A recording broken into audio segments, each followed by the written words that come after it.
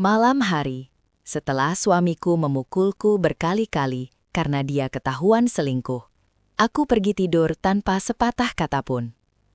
Keesokan paginya, saat suami terbangun, dia langsung disambut oleh aroma rendang kesukaannya dan tersenyum puas melihat meja makan yang penuh dengan berbagai macam masakan. Dia berkata, "Bagus, akhirnya kamu mengerti dan sadar apa kesalahanmu."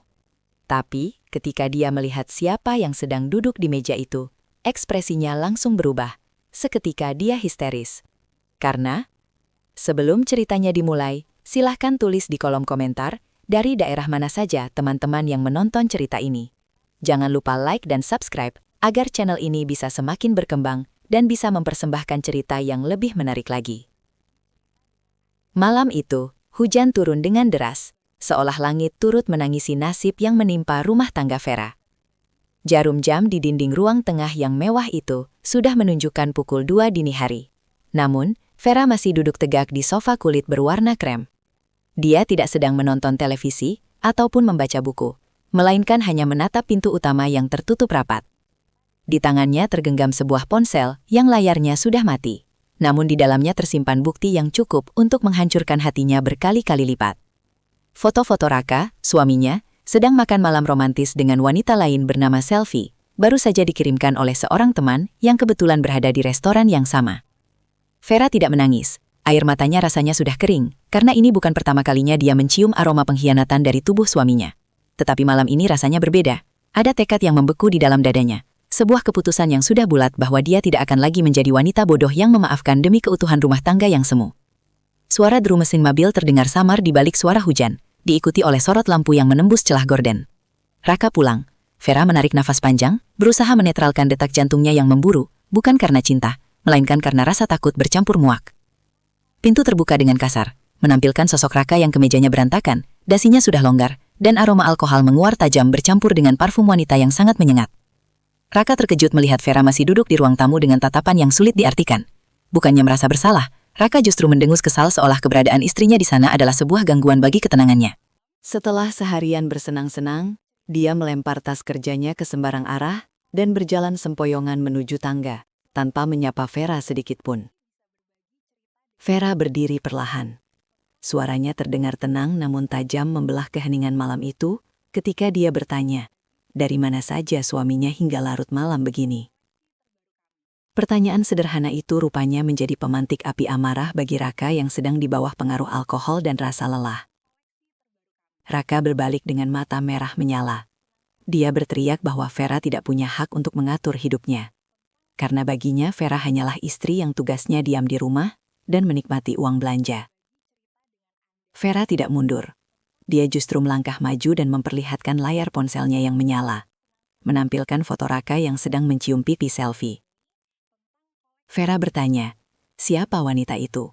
Dan kenapa Raka tega melakukan ini padanya, yang selama ini selalu berusaha menjadi istri penurut? Melihat bukti itu wajah Raka berubah menjadi merah padam. Bukan karena malu, melainkan karena egonya terusik. Dia merasa harga dirinya diinjak-injak karena ketahuan. Tanpa peringatan, satu tamparan keras mendarat di pipi kiri Vera. Begitu kuat hingga tubuh mungil berhijab itu terhuyung dan jatuh menabrak meja hias. Suara vas bunga yang pecah beradu dengan suara guntur di luar. Vera memegangi pipinya yang terasa panas dan perih.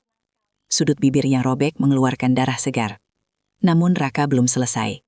Dia menjambah hijab Vera, menarik wajah istrinya agar menatap matanya, dan mulai memaki dengan kata-kata kasar yang tidak pantas diucapkan oleh seorang suami.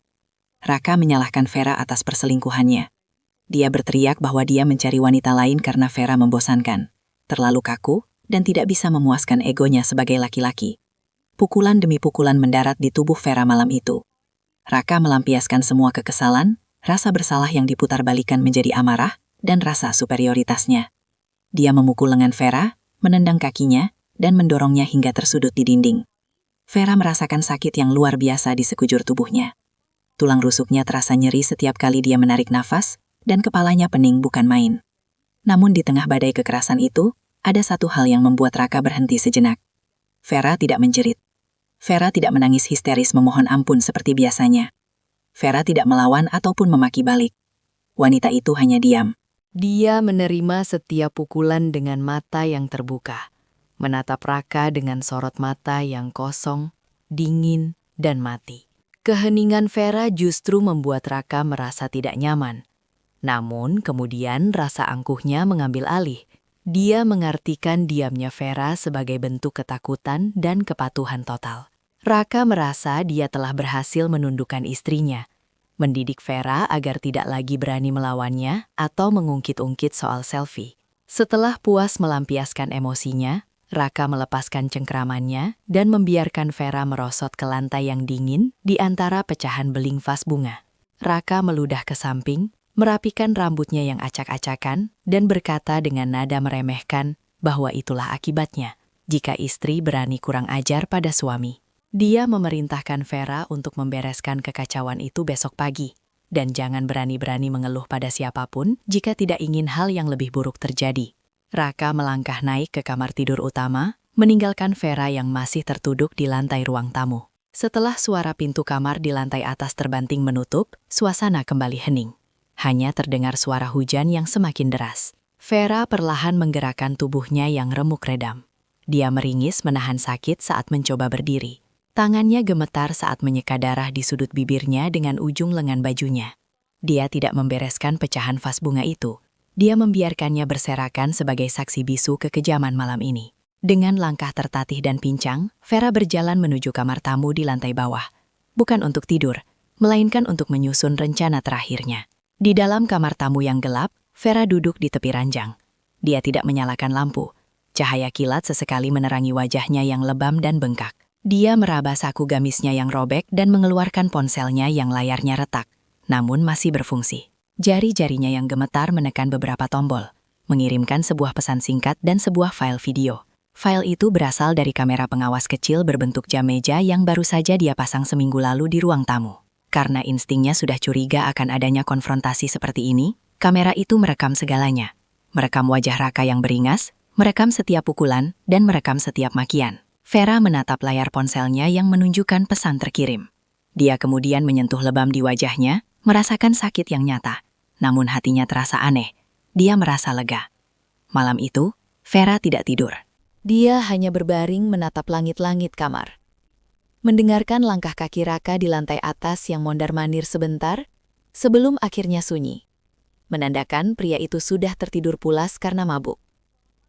Vera membayangkan wajah kedua orang tuanya, Bu Ratih dan Pak Harun. Dia membayangkan wajah kakaknya, Dimas. Selama ini Vera menutupi aib rumah tangganya karena tidak ingin membuat mereka khawatir. Karena dia dididik untuk menjadi istri yang sabar dan menutup aib suami. Tapi malam ini, batas kesabaran itu sudah hancur lebur, bersamaan dengan harga dirinya yang diinjak-injak. Vera bangkit dari tempat tidur saat jam menunjukkan pukul 4 pagi. Tubuhnya sakit, tapi pikirannya jernih luar biasa. Dia pergi ke dapur bukan untuk membuatkan sarapan karena cinta, tapi untuk menyiapkan panggung sandiwara terakhir bagi Rakau. Dia mulai memotong daging, meracik bumbu rendang, dan memasak dengan tenang seolah tidak terjadi apa-apa. Padahal di dalam kepalanya dia sedang menghitung mundur waktu kehancuran suaminya. Cahaya matahari pagi menerobos masuk melalui celah jendela kamar tidur utama, menyilaukan mata Raka yang masih terasa berat. Dia mengerang pelan, merasakan sakit kepala yang menusuk akibat terlalu banyak minum alkohol semalam. Namun di balik rasa pusing itu, indera penciumannya menangkap aroma yang sangat familiar dan menggugah selera. Aroma santan yang dimasak lama bercampur dengan rempah-rempah kuat seperti lengkuas, serai, dan cabai. Itu adalah aroma rendang, masakan kesukaannya yang hanya dibuat Vera pada momen-momen spesial. Seketika ingatan tentang kejadian semalam berputar kembali di kepalanya. Dia ingat amarahnya, dia ingat pukulan-pukulan yang dia layangkan, dan dia ingat bagaimana Vera diam tidak melawan. Senyum tipis tersungging di bibir Raka. Dia merasa bangga pada dirinya sendiri. Pikirannya yang narsistik menyimpulkan bahwa tindakannya semalam adalah sebuah kesuksesan besar dalam mendidik istri. Menurut logika Raka yang bengkok, rendang yang dimasak pagi ini adalah tanda permintaan maaf dari Vera. Dia yakin Vera memasak makanan kesukaannya sebagai cara untuk berdamai, sebagai sinyal bahwa Vera menerima posisinya sebagai istri yang harus patuh, dan tidak lagi mempermasalahkan soal selfie. Raka bangkit dari tempat tidur, meregangkan otot-ototnya yang kaku, dan berjalan menuju kamar mandi dengan perasaan sebagai pemenang. Dia membayangkan Vera di bawah sana, mungkin dengan wajah lebam, sedang menata meja dengan takut-takut, menunggu titah darinya. Setelah mandi dan mengenakan pakaian santai namun rapi, Raka keluar dari kamar. Dia bersiul kecil saat menuruni tangga marmer rumah mewahnya. Rumah itu terasa sunyi. Tidak ada suara denting piring atau suara langkah kaki. Hanya aroma rendang yang semakin kuat dan memikat perutnya yang lapar. Saat kakinya menapaki lantai bawah, dia melihat pecahan vas bunga semalam sudah tidak ada. Lantai sudah bersih mengkilap. Raka mengangguk puas dalam hati, memuji betapa cepatnya Vera belajar untuk membereskan kekacauan tanpa disuruh 2 kali. Dia berjalan menuju ruang makan yang letaknya agak menjorok ke dalam, terpisah oleh sekat artistik dari ruang tamu. Raka memasuki area ruang makan dengan langkah percaya diri sambil membetulkan kerah kaus polonya. Matanya langsung tertuju pada meja makan besar dari kayu jati yang sudah tertata sangat rapi. Di tengah meja, sebuah mangkuk besar berisi rendang daging sapi yang masih mengepulkan asap panas menjadi primadona. Dikelilingi oleh nasi putih hangat, sambal hijau, dan kerupuk. Semuanya adalah menu favorit Raka. Perutnya berbunyi nyaring. Dia tersenyum lebar, merasa diperlakukan layaknya raja yang baru saja memenangkan peperangan. Tanpa melihat sekeliling dengan teliti, dia langsung menarik kursi kebesarannya. Namun gerakannya terhenti. Kursi itu sudah ada yang menduduki. Senyum di wajah Raka lenyap seketika, digantikan oleh kerutan bingung yang perlahan berubah menjadi ketakutan murni. Jantungnya seakan berhenti berdetak saat matanya benar-benar memproses pemandangan di hadapannya. Di kursi utama, tempat dia biasa duduk dan memerintah, duduklah Pak Harun, ayah Vera. Pria parubaya yang biasanya ramah itu kini menatap Raka dengan sorot mata yang begitu tajam dan mematikan. Tangannya mengepal erat di atas meja, hingga buku-buku jarinya memutih. Aura kewibawaan dan kemarahan yang tertahan memancar kuat dari sosok Pak Harun, membuat nyali Raka menciut seketika. Raka menelan ludah yang terasa pahit. Matanya beralih ke samping Pak Harun. Di sana duduk Bu Ratih, ibu mertuanya. Wanita yang biasanya menyambut Raka dengan pelukan hangat itu kini memalingkan wajahnya. Matanya bengkak dan merah karena menangis. Ada guratan kecewa yang teramat dalam di wajah tuanya. Bu Ratih tidak sudi menatap Raka, seolah melihat Raka adalah sesuatu yang najis dan menyakitkan mata.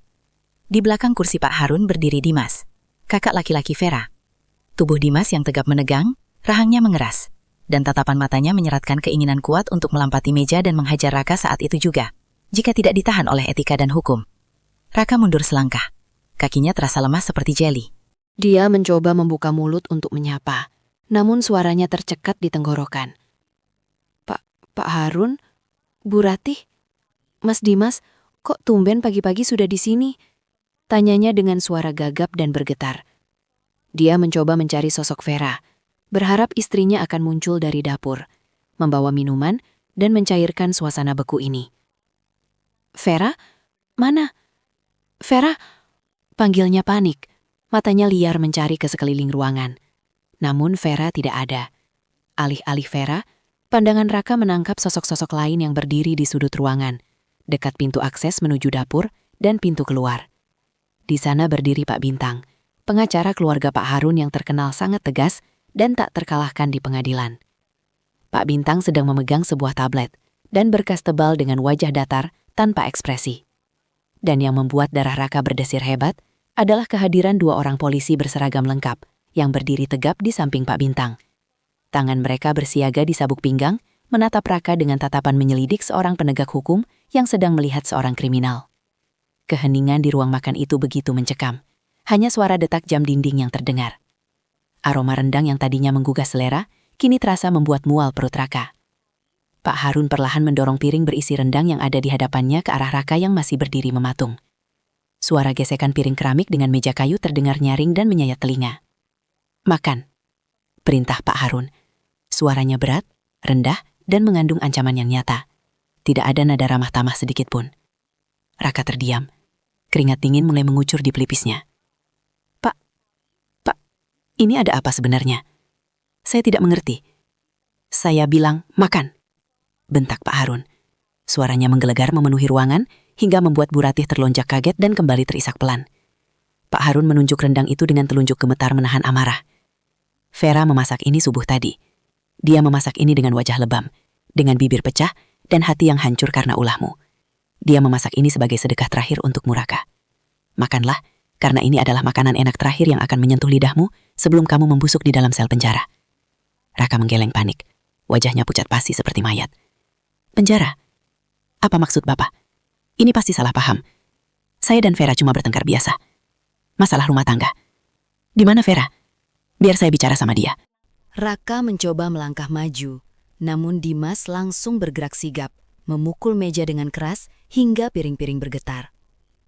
Jangan sebut nama adikmu dengan mulut kotormu itu, hardik Dimas. Matanya menyala penuh kebencian. Kamu pikir kami tidak tahu? Kamu pikir karena adikku diam selama ini, kamu bisa memperlakukannya seperti binatang? Kami sudah melihat semuanya, Raka, semuanya. Pak Bintang, sang pengacara melangkah maju dengan tenang. Dia meletakkan tablet yang dipegangnya ke atas meja, menghadap ke arah Raka. Di layar tablet itu, video rekaman CCTV semalam sedang diputar. Video itu menampilkan dengan jelas dalam resolusi tinggi. Bagaimana Raka menampar Vera hingga jatuh, bagaimana Raka menjambaknya, dan bagaimana Raka memukulinya tanpa ampun. Suara makian Raka dan suara pukulan terdengar jelas keluar dari speaker tablet, memenuhi ruang makan itu dengan bukti dosa yang tidak bisa disangkal. Bu Ratih menutup telinganya, tidak sanggup mendengar suara penderitaan putrinya. Sementara Pak Harun menatap Raka dengan tatapan penghakiman. Ini bukan pertengkaran rumah tangga, Saudara Raka, kata Pak Bintang dengan nada formal dan dingin. Ini adalah tindak pidana penganiayaan berat dan KDRT. Berdasarkan bukti visum yang sudah kami lakukan pagi ini terhadap Ibu Vera, serta rekaman CCTV ini, kami memiliki bukti yang lebih dari cukup untuk menyeret Anda ke pengadilan dan memastikan Anda mendapatkan hukuman maksimal. Salah satu polisi melangkah maju, mengeluarkan borgol besi yang berkilauan tertimpa cahaya matahari pagi. Bunyi klik dari borgol yang dibuka terdengar bagaikan lonceng kematian bagi kehidupan nyaman Raka. Kaki Raka akhirnya menyerah. Dia jatuh terduduk di lantai, menatap nanar pada meja makan yang penuh makanan. Rendang itu masih mengepul. Aromanya masih sama, tapi kini aroma itu bercampur dengan bau kehancuran masa depannya sendiri. Dia menyadari bahwa keheningan Vera semalam bukanlah tanda kepatuhan, melainkan ketenangan sebelum badai yang kini telah menenggelamkannya. Perjalanan menuju kantor polisi terasa seperti mimpi buruk yang enggan berakhir bagi Raka. Dia duduk terjepit di kursi belakang mobil patroli dengan tangan terborgol kuat, diapit oleh dua petugas berbadan tegap yang membisu sepanjang jalan. Sirine mobil yang meraung-raung membelah kemacetan pagi itu seolah menjadi pengumuman bagi seluruh kota tentang kejatuhannya. Raka menatap keluar jendela dengan tatapan kosong.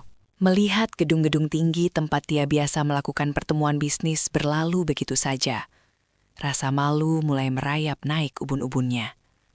Membayangkan bagaimana tetangga-tetangga di kompleks elit perumahannya tadi berkerumun menonton saat dia diseret keluar rumah seperti maling ayam. Dia, Raka, sang direktur muda yang sukses dan disegani, kini diperlakukan tak lebih dari seorang kriminal kelas 3. Namun di balik rasa malu itu, arogansi dalam dirinya masih menyala. Dia masih meyakini bahwa uang dan koneksi bisa menyelesaikan segalanya. Dia berpikir ini hanyalah gertakan dari keluarga Vera yang sedang emosi. Sesampainya di kantor polisi, Raka langsung digiring masuk ke dalam ruang interogasi yang sempit, dingin dan berbau apak. Ruangan itu hanya berisi satu meja besi dan dua kursi reot.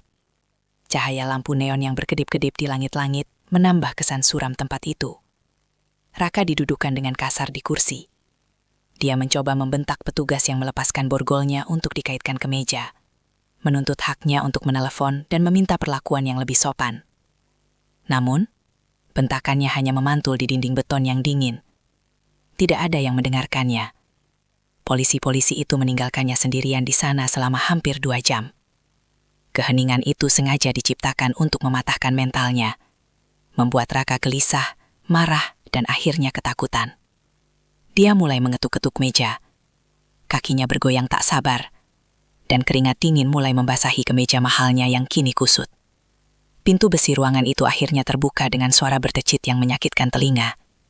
Pak Bintang, pengacara keluarga Pak Harun, melangkah masuk dengan tenang, diikuti oleh seorang penyidik senior kepolisian. Pak Bintang tidak duduk. Dia berdiri di seberang meja, menatap Raka dengan sorot mata merendahkan yang membuat darah Raka mendidih.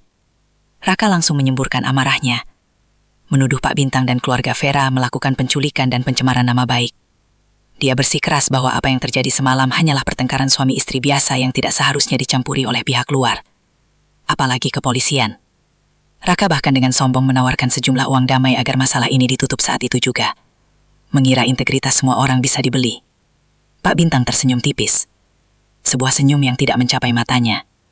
Dia membuka tas kulitnya dan mengeluarkan sebuah map tebal berwarna merah. Dengan gerakan perlahan, dia menyebar foto-foto hasil visum Vera di atas meja, tepat di depan wajah Raka.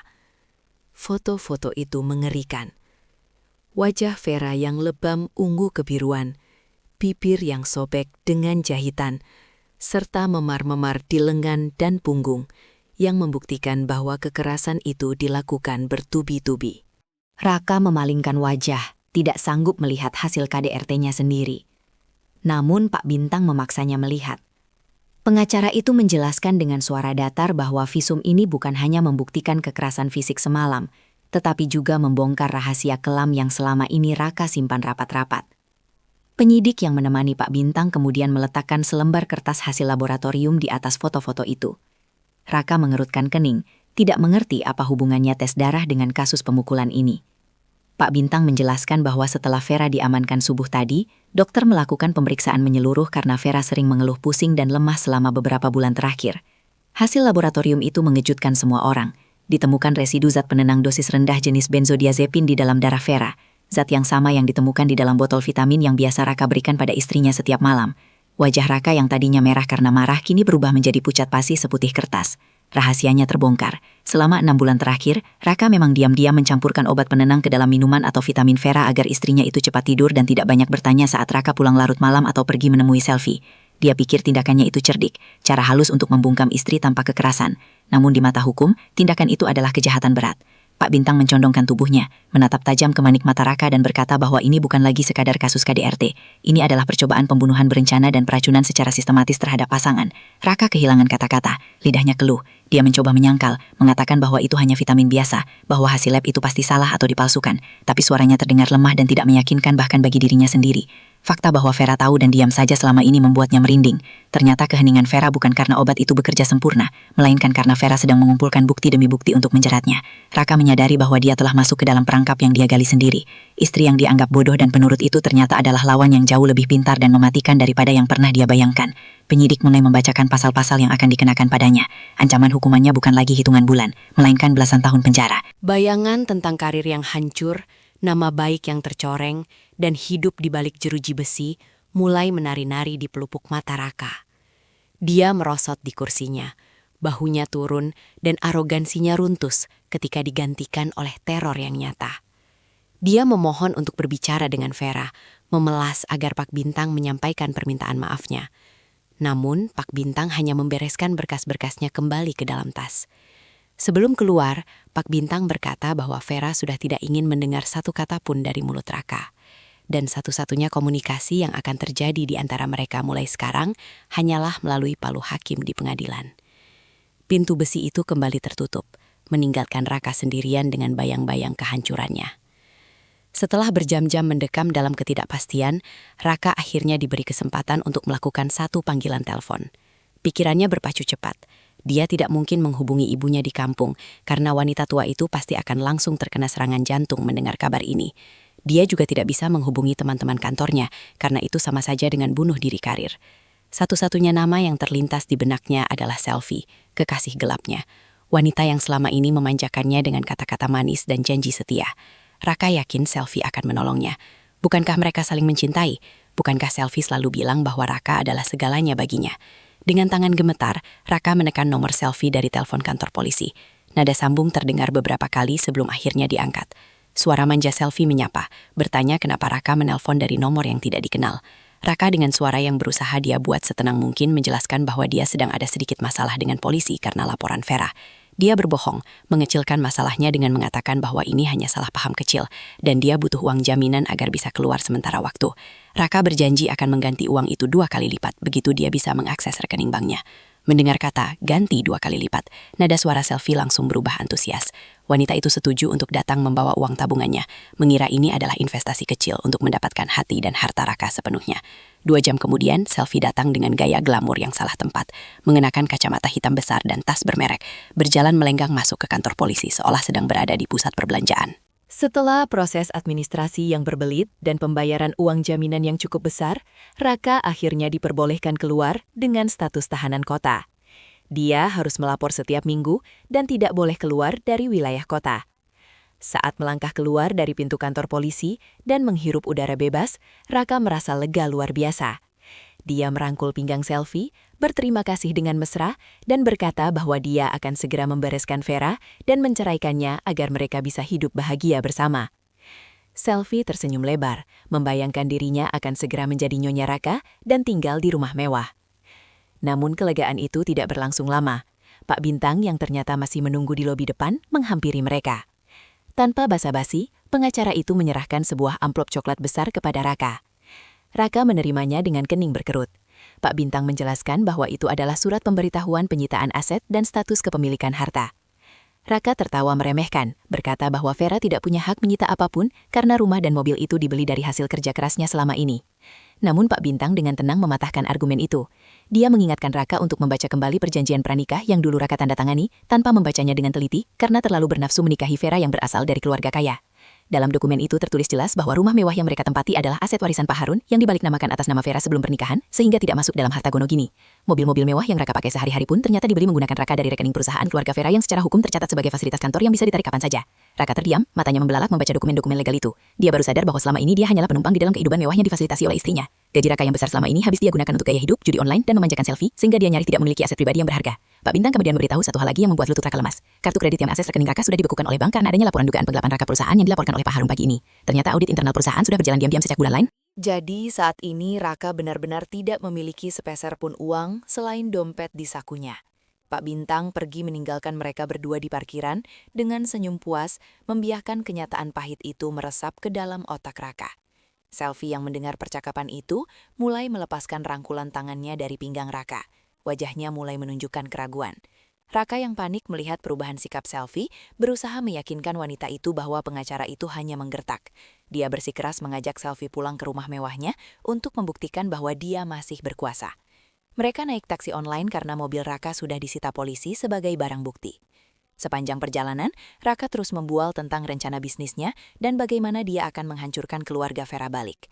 Selfie hanya diam, sibuk memainkan ponselnya, mungkin mulai menghitung untung rugi hubungannya dengan pria di sebelahnya.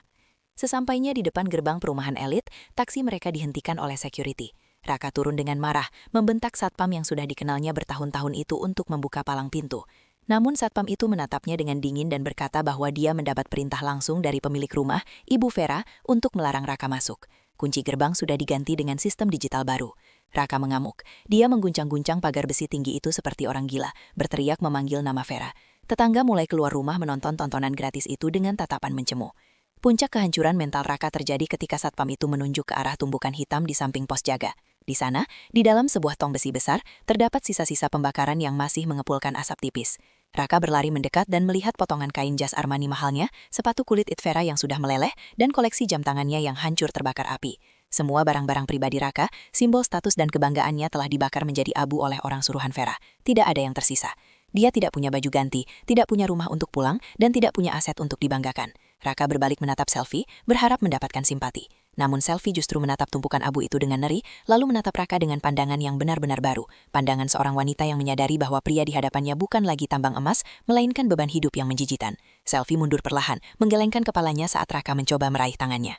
Di depan gerbang rumah yang dulu dia banggakan sebagai istananya, Raka berdiri terlunta-lunta. Sementara langit sore mulai gelap, seolah menandakan awal dari masa depan kelam yang menantinya. Langit senja yang kelabu seakan menertawakan nasib Raka, yang kini berdiri terlunta-lunta di depan gerbang rumah mewahnya sendiri.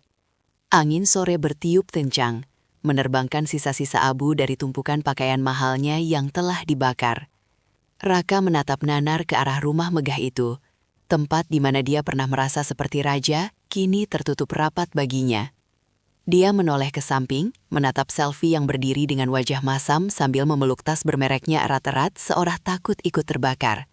Raka berusaha tersenyum, sebuah usaha yang menyedihkan untuk menutupi kepanikan yang mulai menggerogoti kewarasannya.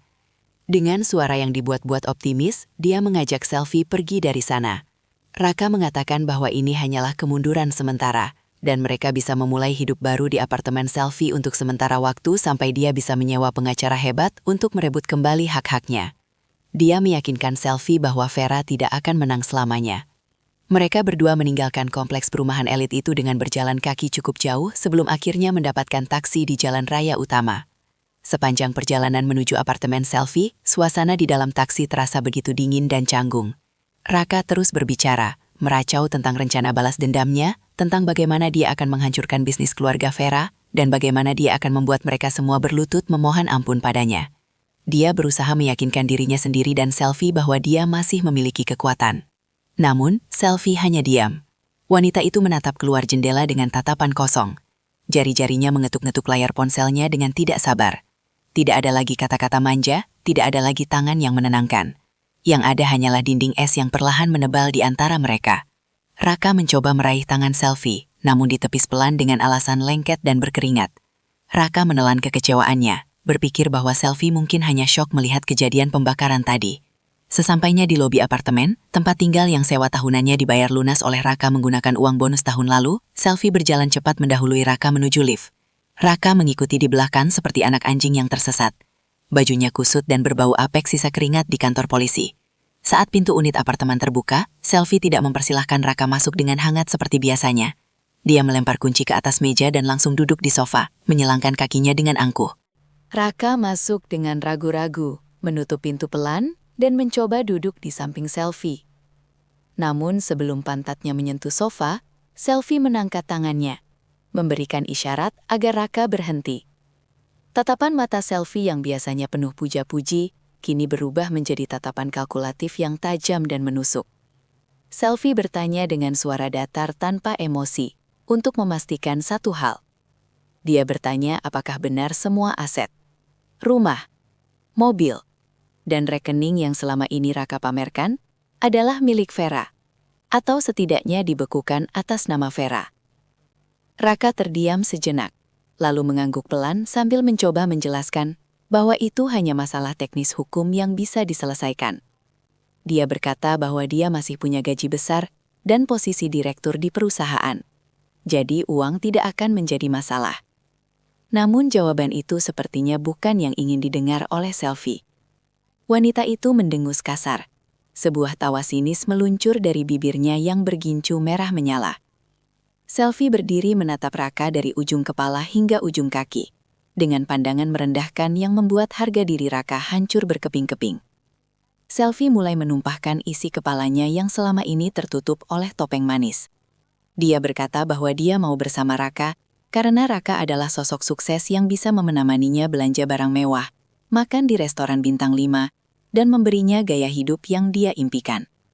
Dia tidak tertarik pada pria paruh baya yang bangkrut, punya catatan kriminal, dan diusir dari rumahnya sendiri seperti kucing kurap.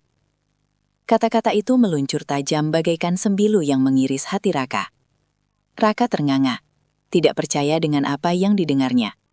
Dia mencoba mengingatkan Selfie tentang cinta mereka, tentang janji-janji manis untuk sehidup semati yang sering mereka ucapkan di atas ranjang.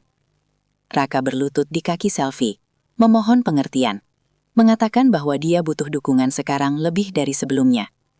Namun, air mata buaya Raka tidak mempan bagi Selfie. Wanita itu justru merasa jijik. Dia menendang pelan bahu Raka agar menjauh darinya.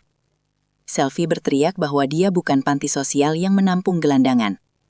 Dia mengingatkan Raka bahwa uang sewa apartemen ini akan habis bulan depan. Dan tanpa kucuran Raka dari Raka, Selfie harus mencari sponsor baru secepatnya. Keberadaan Raka di sana hanya akan menghalangi jalannya untuk mendapatkan pria kaya lain.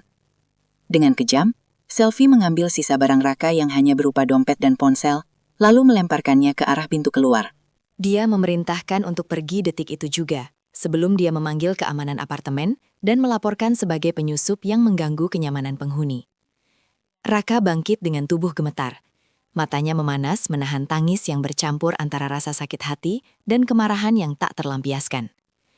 Dia menatap wajah Selfie untuk terakhir kalinya, mencari sisa-sisa wanita yang dulu dia anggap bidadari. Namun yang dia temukan hanyalah sosok monster yang serakah. Ternyata benar kata pepatah, ada uang abang sayang, Tak ada uang, abang ditendang. Raka melangkah keluar dari unit apartemen itu dengan langkah berat.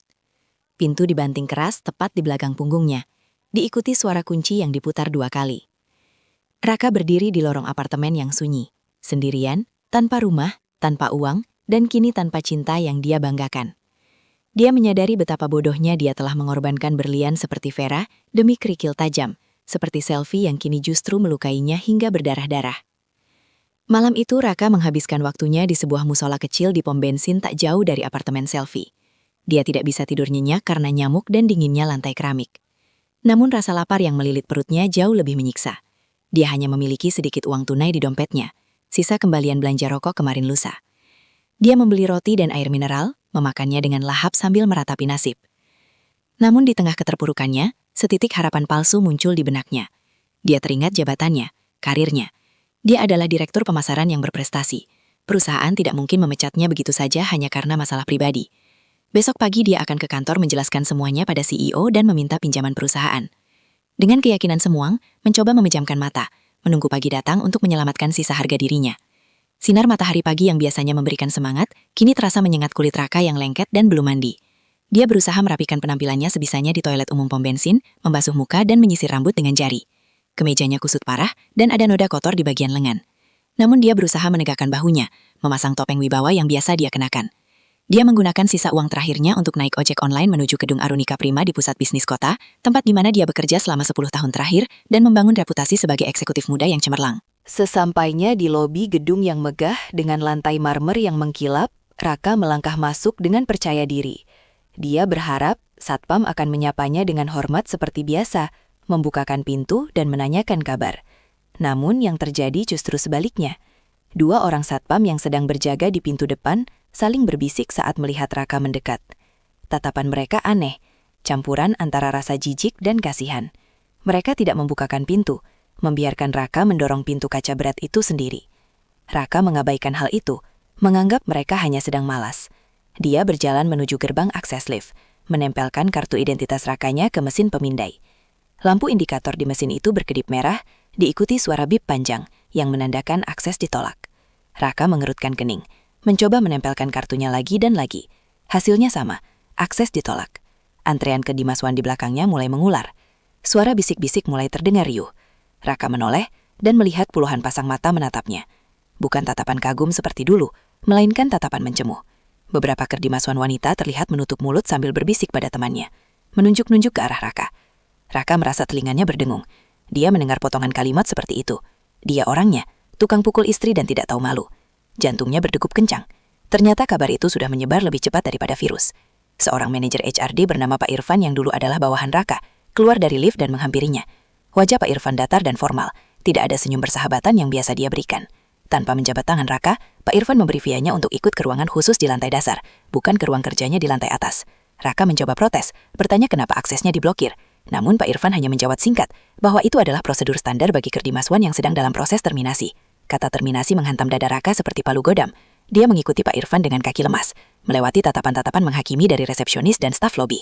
Di dalam ruangan kecil itu sudah duduk direktur utama perusahaan, Pak Surya. Pria tua yang biasanya kebapakan itu kini menatap Raka dengan sorot mata penuh amarah yang ditahan. Di atas meja tergeletak sebuah tablet yang menampilkan video viral kejadian KDRT Raka terhadap Vera.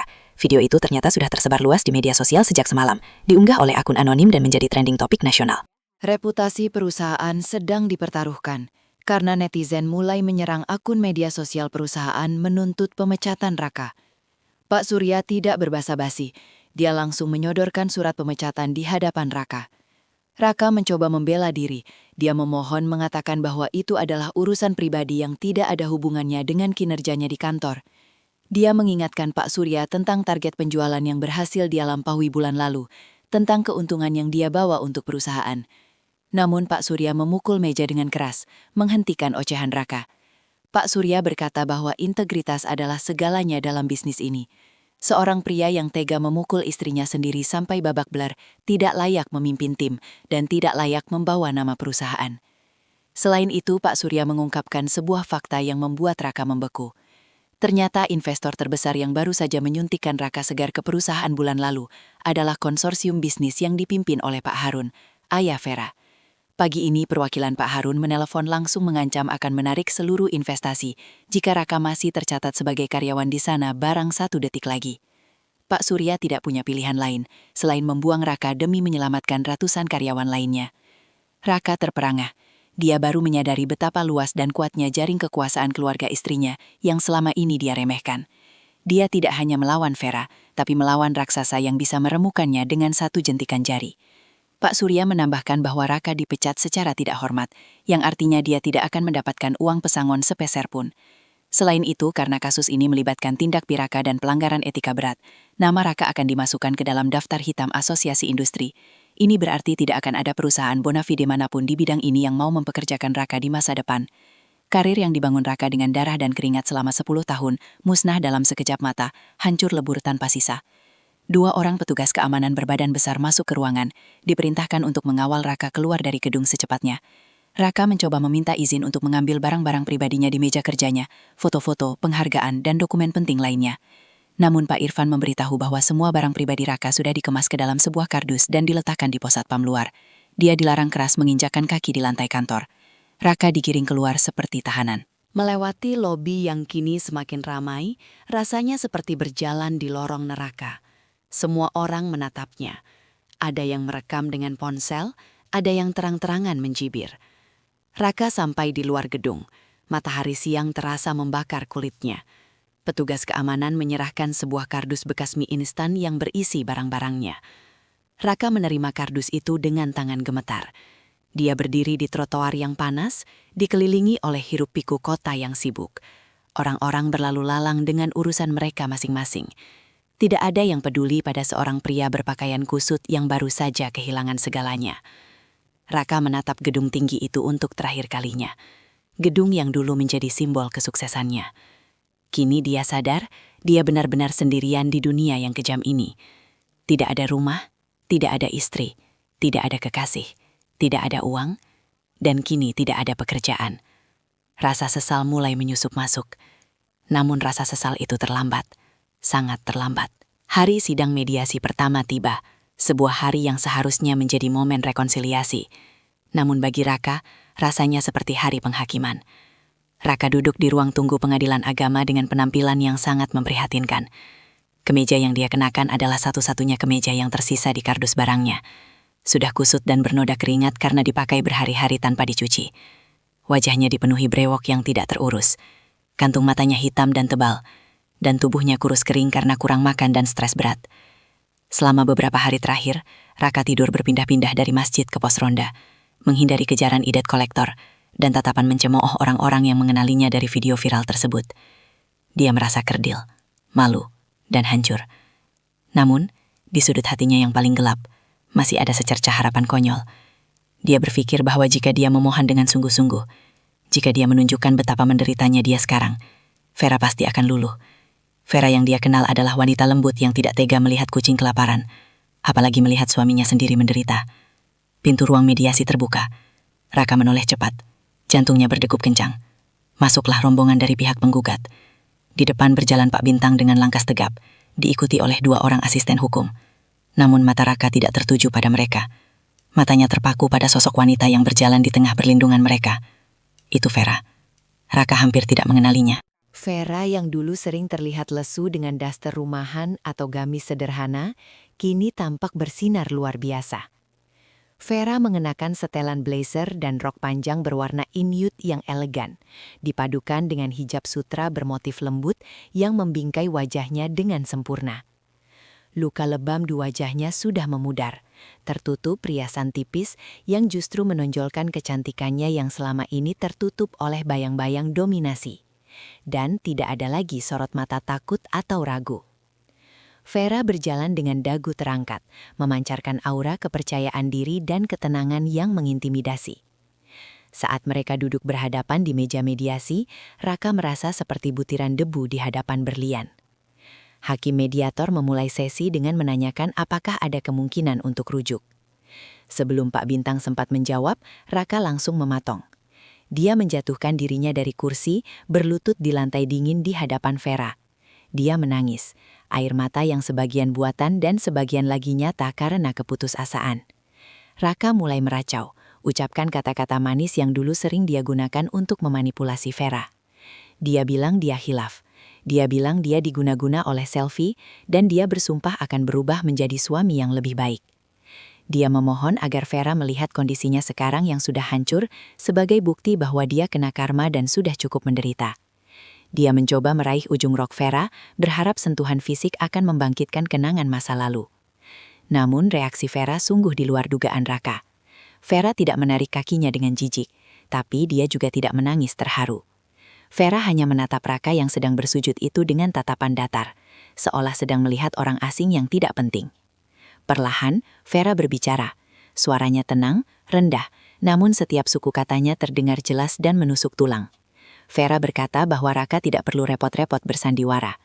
Dia mengatakan bahwa Raka yang dia cintai dulu, sosok suami yang dia banggakan sebenarnya sudah mati saat pukulan pertama mendarat di wajahnya malam itu. Sosok yang ada di hadapannya sekarang hanyalah cangkang kosong. Seorang pria pengecut yang baru ingat Tuhan dan istri saat harta dan jabatannya hilang. Vera menegaskan bahwa tidak ada sedikit pun rasa cinta yang tersisa di hatinya. Yang ada hanyalah rasa syukur karena Tuhan telah membuka matanya sebelum terlambat. Raka terdiam, mendongak menatap wajah istrinya. Dia tidak melihat kemarahan di sana. Yang lebih menyakitkan, dia melihat ketidakpedulian total. Itu adalah tatapan seseorang yang sudah benar-benar. I move on. Vera kemudian memberi isyarat kepada Pak Bindang. Pengacara itu mengeluarkan sebuah dokumen tebal dan meletakkannya di depan Raka. Vera menjelaskan dengan dingin bahwa itu adalah bukti tambahan yang akan dia bawa ke ranah piraka korupsi. Dokumen itu berisi rekam jejak transfer dari rekening perusahaan keluarga Vera yang dikelola Raka. Ternyata selama 2 tahun terakhir, Raka sering memalsukan kwitansi dan memarkup anggaran lalu mentransfer selisih uangnya ke rekening pribadi Selvi. Jumlahnya mencapai miliaran rupiah.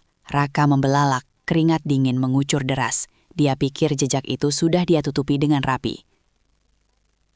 Vera tersenyum tipis, senyum yang mematikan. Dia berkata bahwa selama ini dia diam bukan karena tidak tahu, tapi dia menunggu jumlahnya cukup besar untuk memastikan Raka membusuk di penjara lebih lama. Uang yang Raka curi untuk memanjakan pelakor itu adalah uang hak anak yatim yang dikelola yayasan keluarga Vera. Raka telah mencuri dari tempat yang paling sakral. Vera menutup pembicaraan dengan mengatakan bahwa dia tidak butuh permintaan maaf Raka. Dia hanya butuh keadilan. Dia berdiri, merapikan blazernya dan berjalan keluar ruangan tanpa menoleh sedikit pun. Meninggalkan Raka yang masih berlutut dengan mulut menganga, menyadari bahwa jerat hukum di lehernya kini semakin kencang dan mencekik. Setelah mediasi yang gagal total dan ancaman penjara yang semakin nyata, Raka merasa dunia benar-benar telah kiamat baginya. Namun insting bertahan hidupnya masih menyala. Dia teringat satu orang yang pasti tidak akan pernah meninggalkannya. Tidak peduli seberapa buruk dosanya. Mam, ibunya sendiri. Wanita tua yang tinggal di kampung itu selalu memanjakannya, selalu membela Raka. Bahkan ketika Raka salah di masa kecil, Raka yakin doa dan kesaksian seorang ibu bisa membalikan keadaan, atau setidaknya meringankan hukumannya. Dengan sisa uang koin yang dia temukan di jalan, Raka menelpon mamanya lewat wartel. Dia menangis terseduh-seduh, memutarbalikan fakta. Dia bilang dia difitnah oleh keluarga kaya Vera. Dia bilang dia dizolimi, dan dia memohon agar mama datang ke kota untuk menjadi saksi karakter di persidangan. Dia butuh mama untuk mengatakan pada hakim bahwa Raka adalah anak yang baik, soleh dan tidak mungkin melakukan kekerasan. Mama di ujung telepon terdengar kaget dan menangis histeris mendengar nasib anaknya. Suara rapuh wanita tua itu membuat hati Raka sedikit lega. Dia merasa dukungannya sudah didapat. Mama berjanji akan datang. Mama bilang dia akan menjual kambing satu-satunya untuk ongkos ke Tota demi membela anak laki-laki kebanggaannya.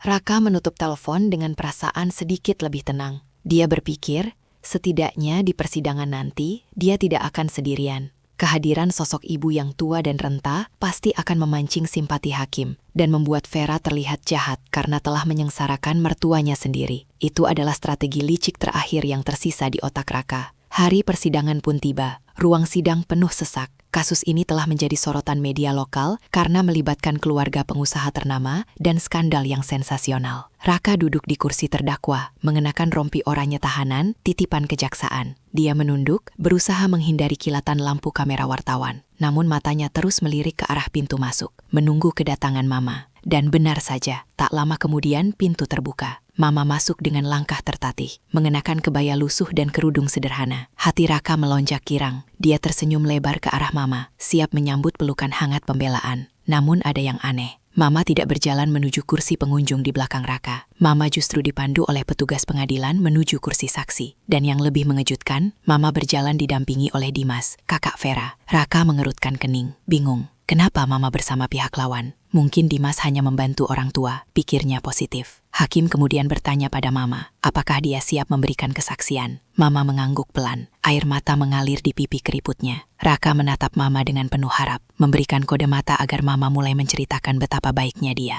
Hakim bertanya, Ibu, apakah benar terdakwa Raka adalah anak yang berbakti dan bertanggung jawab seperti yang dia klaim dalam pembelaannya? Suasana hening mencekam. Mama menunduk dalam, bahunya berguncang menahan tangis. Lalu perlahan dia mengangkat wajahnya menatap Raka. Tatapan itu bukan tatapan kasih sayang, melainkan tatapan penuh luka, kekecewaan, dan kemarahan yang terpendam. Dengan suara serak namun lantang, Mama menjawab, tidak yang mulia, anak saya, Raka. Dia bukan anak yang berbakti. Dia adalah anak durhaka yang telah membunuh ibunya perlahan-lahan saat masih hidup. Raka tersentak hebat, seolah disambar petir di siang bolong. Mama, apa yang Mama bicarakan? Teriaknya panik. Namun hakim langsung mengetuk palu memerintahkannya diam. Mama melanjutkan kesaksiannya dengan suara bergetar hebat. Dia membuka sebuah bungkusan kain kumal yang dia bawa. Di dalamnya terdapat buku tabungan tua yang sudah lecek.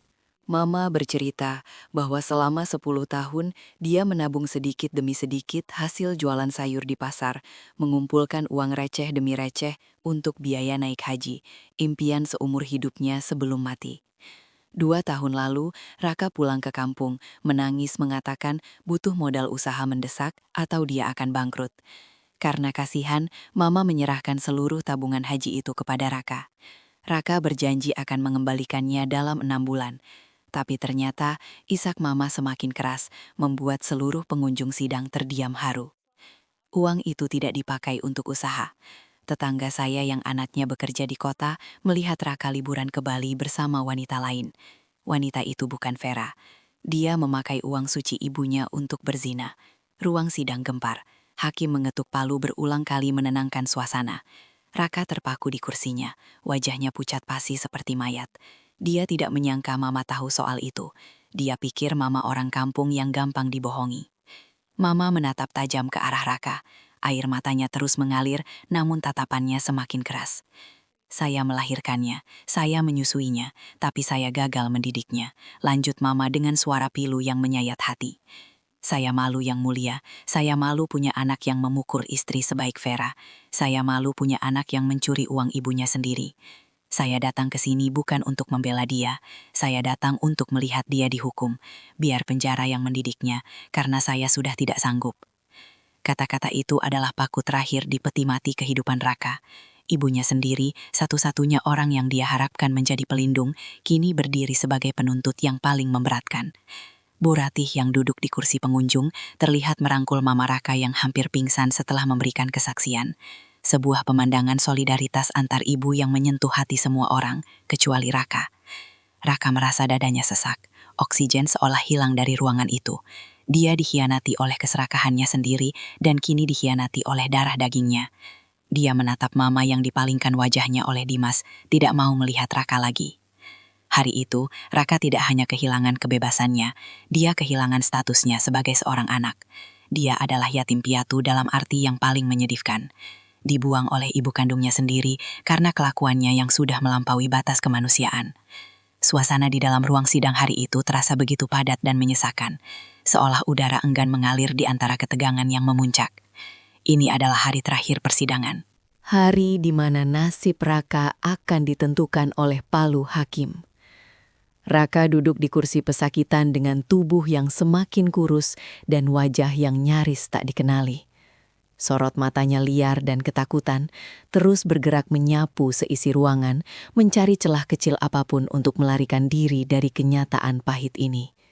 Namun, tidak ada jalan keluar. Di sisi kanan, tim jaksa penuntut umum duduk dengan tumpukan berkas bukti yang menggunung setinggi benteng. Di sisi kiri, pengacara publik yang ditunjuk negara untuk membelanya tampak pasrah dan tidak bersemangat, menyadari bahwa kasus ini adalah jalan buntu bagi kliennya yang sudah kehilangan segalanya. Kejutan terbesar hari itu datang ketika jaksa memanggil saksi terakhir yang memberatkan. Pintu ruang sidang terbuka dan masuklah Selvi.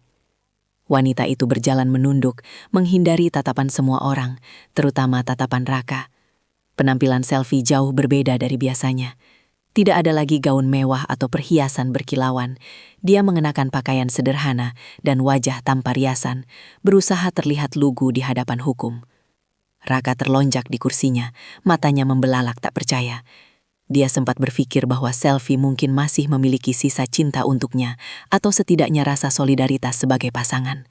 Namun harapan itu hancur berkeping-keping begitu Selvi mulai berbicara di depan mikrofon. Demi menyelamatkan dirinya sendiri dari jeratan hukum sebagai penadah aliran Raka korupsi, Selvi telah membuat kesepakatan dengan jaksa untuk menjadi justice kolaborator. Di hadapan majelis hakim, Selvi menumpahkan semua kesalahan kepada Raka. Dia bersaksi sambil menangis buaya bahwa Raka lah yang memaksanya menerima uang-uang itu. Dia mengaku bahwa Raka adalah pria manipulatif yang menjebaknya dalam hubungan terlarang dengan iming-iming kemewahan palsu. Selvi bahkan menceritakan bagaimana Raka sering merendahkan Vera di depannya, menyebut istrinya sebagai wanita bodoh yang mudah dibohongi. Setiap kata yang keluar dari mulut Selvi bagaikan belati yang menancap di punggung Raka. Pria itu berteriak histeris, memaki Selvi sebagai pengkhianat dan pembohong. Namun teriakan itu hanya membuatnya semakin terlihat buruk dan tidak stabil di mata hakim. Petugas keamanan dengan sigap menahan bahu Raka, memaksanya duduk kembali dan diam. Setelah semua saksi didengar dan bukti dipaparkan, tibalah saatnya pembacaan putusan. Ketua Majelis Hakim, seorang pria parubaya dengan kacamata tebal dan wajah tegas, mulai membacakan vonis dengan suara yang menggema di seluruh ruangan. Hakim menyatakan bahwa Raka terbukti secara sah dan meyakinkan melakukan tindak pidana kekerasan dalam rumah tangga, KDRT, berat yang mengakibatkan cacat fisik dan trauma psikis, percobaan peracunan berencana, serta penggelapan uang perusahaan dalam jumlah besar. Tidak ada satupun hal yang meringankan hukuman Raka. Sikapnya yang tidak kooperatif, tidak menunjukkan penyesalan yang tulus, dan bahkan tega memanfaatkan uang ibunya sendiri menjadi faktor yang memberatkan. Hakim menarik nafas panjang sebelum menjatuhkan hukuman maksimal. Raka divonis hukuman penjara selama 15 tahun, ditambah denda miliaran rupiah. Jika denda tersebut tidak dibayar, maka masa hukuman akan ditambah dan seluruh aset tersisa akan disita negara. Palu diketuk 3 kali dengan suara dentuman keras yang terdengar seperti lonceng kematian bagi masa depan Raka. Ruang sidang seketika riuh. Suara tepuk tangan tertahan terdengar dari bangku pengunjung yang didominasi oleh kerabat Vera dan para aktivis perempuan yang mengawal kasus ini. Raka lemas, tubuhnya merosot dari kursi seolah tulang-tulangnya telah dicabut. Dia menangis meraung-raung memanggil nama ibunya. Namun, ibunya sudah tidak ada di sana karena sudah pulang ke kampung dengan hati hancur sejak kesaksiannya minggu lalu. Saat petugas kejaksaan mulai menyeret Raka untuk dibawa kembali ke sel tahanan, pandangan Raka terkunci pada satu titik. Di barisan depan, Vera berdiri perlahan. Wanita itu tidak bertepuk tangan, tidak juga tersenyum sinis. Wajahnya tenang, damai, dan penuh kelegaan. Dia memeluk Pak Harun dan Bu Ratih, lalu menyalami jaksa dengan sopan. Vera terlihat begitu bercahaya, begitu jauh dari jangkauan Raka, seolah mereka adalah makhluk dari 2 dimensi yang berbeda. Raka mencoba berteriak memanggil nama Vera, berharap wanita itu akan menoleh barang sedetik saja, berharap melihat sisa-sisa perasaan di matanya. Namun Vera sama sekali tidak menoleh. Dia berbalik badan, berjalan keluar ruangan dikelilingi oleh orang-orang yang mencintainya, meninggalkan Raka yang terus meronta-ronta, diseret petugas menuju kegelapan lorong penjara. Hari itu, Raka akhirnya menyadari bahwa hukuman terberat bukanlah penjara fisik, melainkan kenyataan bahwa dia telah benar-benar dihapus dari kehidupan orang-orang yang dulu tulus mencintainya. Dia kini hanyalah masa lalu yang buruk, sebuah noda yang telah berhasil dibersihkan.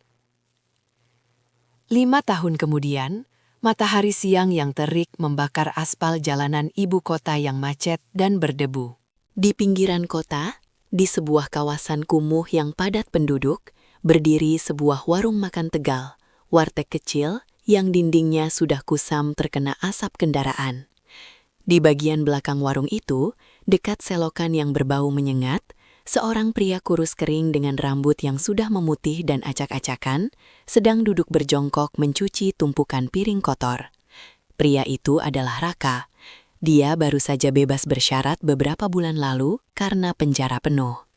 Namun kebebasan itu tidak membawanya pada kehidupan yang lebih baik. Dengan catatan kriminal yang panjang dan nama yang sudah masuk daftar hitam di mana-mana, tidak ada perusahaan yang mau mempekerjakannya, bahkan sebagai satpam sekalipun. Harta bendanya habis tak bersisa untuk membayar denda dan ganti rugi, dan keluarganya di kampung telah memutus hubungan sepenuhnya. Ibunya meninggal dunia setahun setelah dia dipenjara, membawa serta rasa kecewa sampai ke liang lahat, tanpa pernah mau menjenguk Raka barang sekalipun.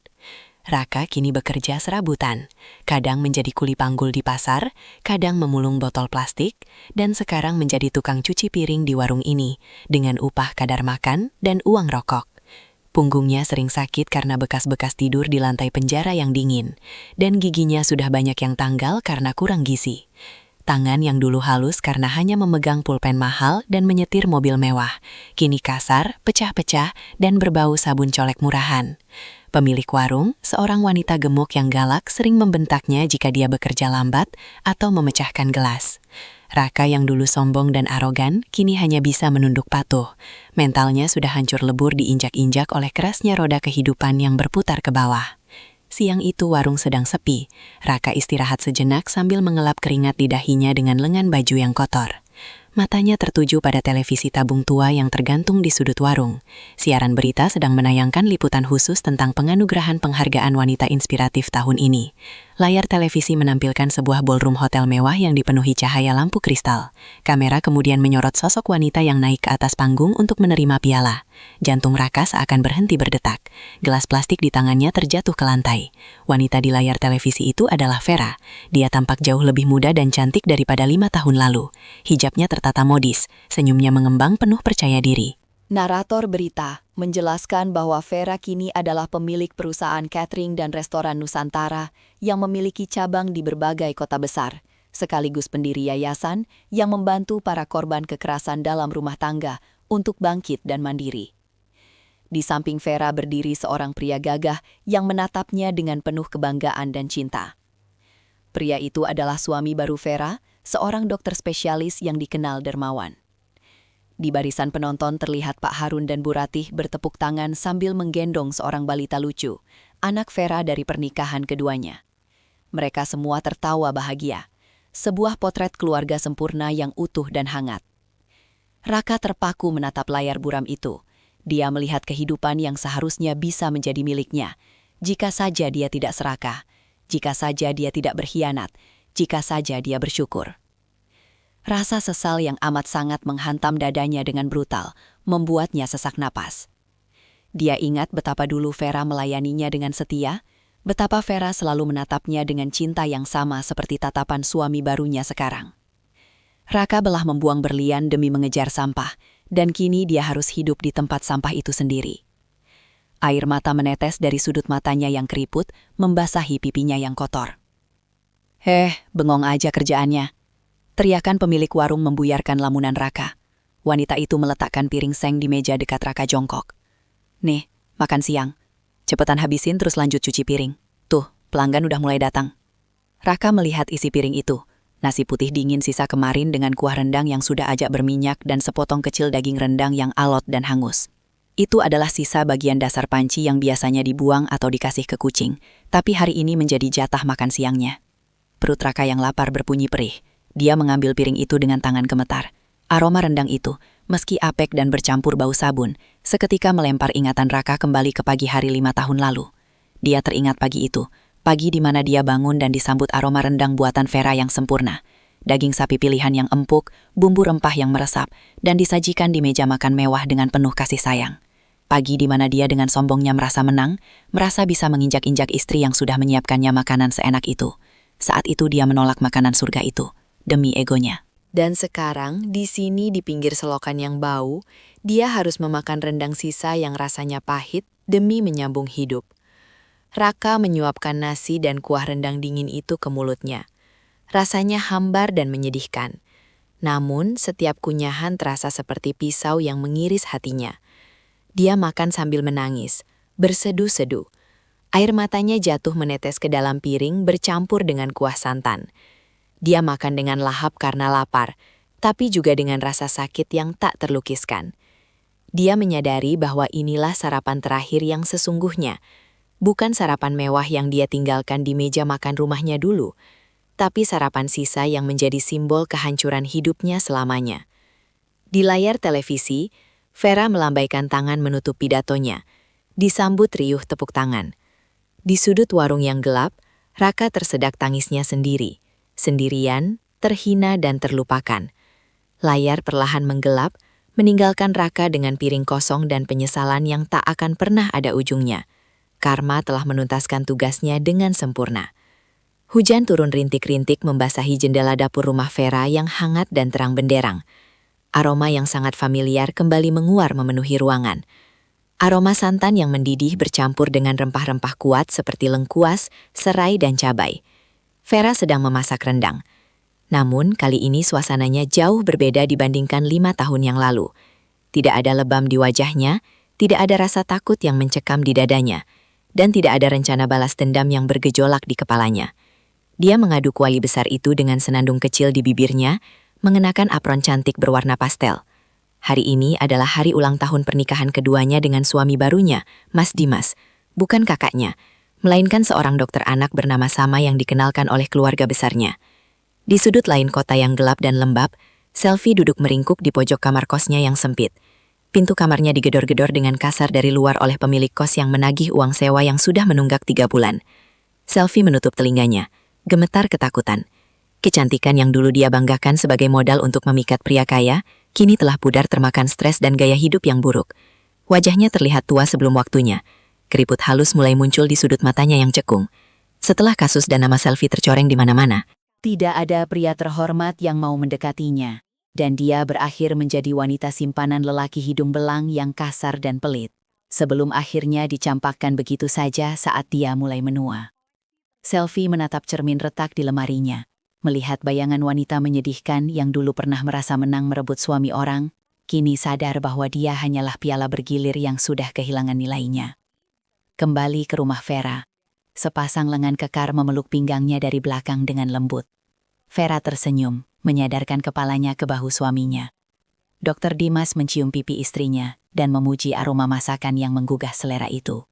Tidak ada bentakan, tidak ada makian, dan tidak ada tuntutan. Yang ada hanya apresiasi tulus. Vera mematikan kompor, lalu berbalik menatap suaminya.